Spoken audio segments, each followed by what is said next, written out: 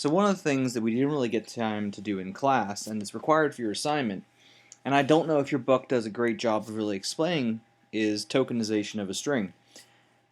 This is a little bit tricky, and in more modern or newer languages, we have functions called split, which automatically deal with this tokenization. In C++, though, we're going to have to do a little bit of extra work. So numbers with spaces is an example line you might have from your data file, and you might need to sort it. But you can't sort it as a string. You would need to have a character array of just the values, or an integer array of just the values, in order to deal with sorting. So here's how we get around this. We first have to use one of the built-in C-string methods called string tokenizer. And that one's going to be kind of an interesting incantation to get it work, because it's a backwards compatible type thing, not based to work on strings, but C strings. So it returns a character pointer, and that will be our this will be like our tokenized string. So we'll call it tokens. Now it's going to take a character pointer, and then it's also going to take a constant character pointer. So effectively it's going to take an array of characters and then a constant array of characters. The first argument is our numbers with spaces converted to a C string, and our second argument will be a string that is the things we want to search for, which in this case is spaces. Oops. So we're going to use numbers with spaces. Now it's going to get upset about this, because it's going to say that this really isn't the right thing. So I won't bother showing you that running, but if you try to run this without adding C string to the end, you'll get upset. Now it's going to get doubly upset, because it's going to say that assigning constant character to character. C string creates a constant character as a return. That means we have to cast it, which we can do by just saying character pointer. So this is not like this is similar to a static cast. We're going to say that this value should be interpreted as just a character pointer instead of a constant character pointer. So this will return our tokenized array.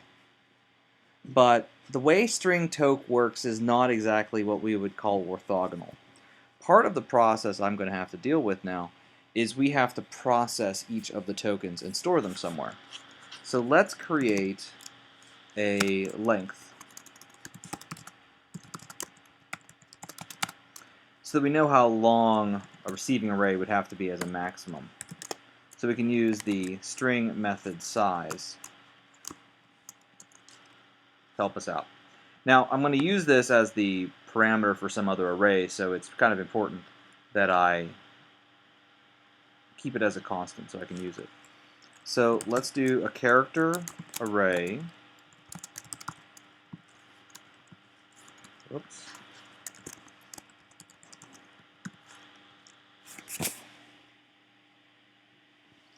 Now, I didn't give it a name, so this will be our, we'll call it numbers for now. So technically the pointer here only has one value in it. So I'm going to have to continue to tokenize it by doing a little trickery with a while loop. Now, one of the things that we can do with a while loop is continue to process all of the values in an array until it's empty, if we're dealing with C strings.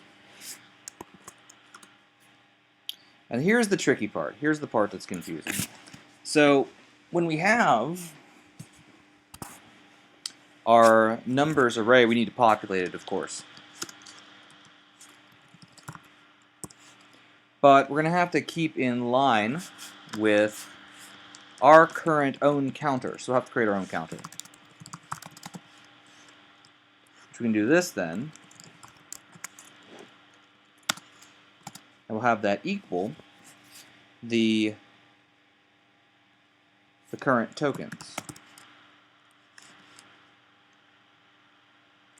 Now the problem is we're trying to take an integer from a pointer character A without cast. So we have to dereference the token to get its value.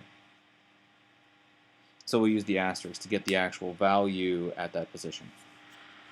Since tokens is technically a pointer. Now, we have to continue to tokenize the rest of this array. So to do that, we're going to need to continue to use string toke. Now, this is the confusing part. String toke is actually not designed to work in one call. It's actually designed to work until there are no more parts of the string left. And that means that we have to kind of rely on its internal workings. And internally, it actually keeps track of some of the state of what we were last working on, which I know is a little silly. So to continue to process this, we have to redefine our tokens by running string toke over and over again, but by first providing it null. So by providing it null for its first parameter, it's going to continue to work on what we provided it up here. A little odd, I understand, but deal with it is kind of the point.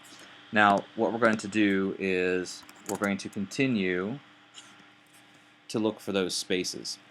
So we're going to continue to tokenize.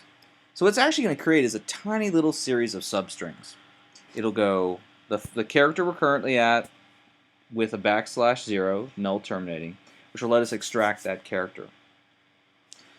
Now, this should provide us with our numbers array, so we can probably test this out by doing some cout to numbers and see what the output is. So a number 2, so that's 0, so that's 0, 1, 2, so that's the right value. Now, technically though, we have a list of characters, and we might want numbers. Now, characters are numbers, and so they all go in the same order in the ASCII table, but maybe you just desperately want to have numbers. So I'm going to show you how to convert this now that it's done. So we're going to create a new method. So when we had strings, we were allowed to use a to I, so array to integer, array to float, but there's no character to I technically built in. We're going to write our own. So we're going to do a c to I method, and that function is going to accept a character. We'll call it c. It's going to return an integer.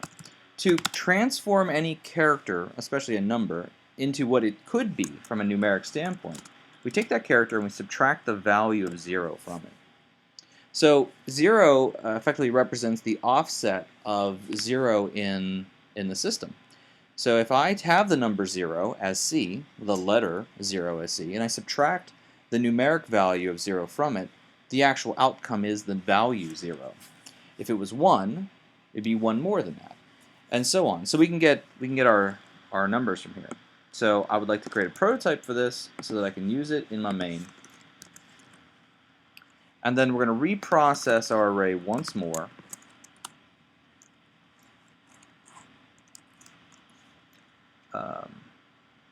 So that we can get that. Now, we don't actually have to do that here. We can actually inline this. So if instead of using a character array, we do an integer pointer of the same length, we can instead assign the actual value. So we can do c to I, pass it the character.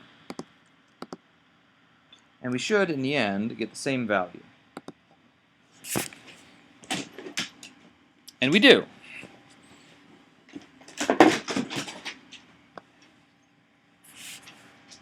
So, this bit of code will drastically help you when dealing with how you're going to process each line. So once you define on what you have to do, you will use that to help you process the data efficiently. So if you're doing sorting, you're going to have to do this kind of parsing, or if you're doing counting, you might have to do the whole file like this. So that's a little bit of code that'll help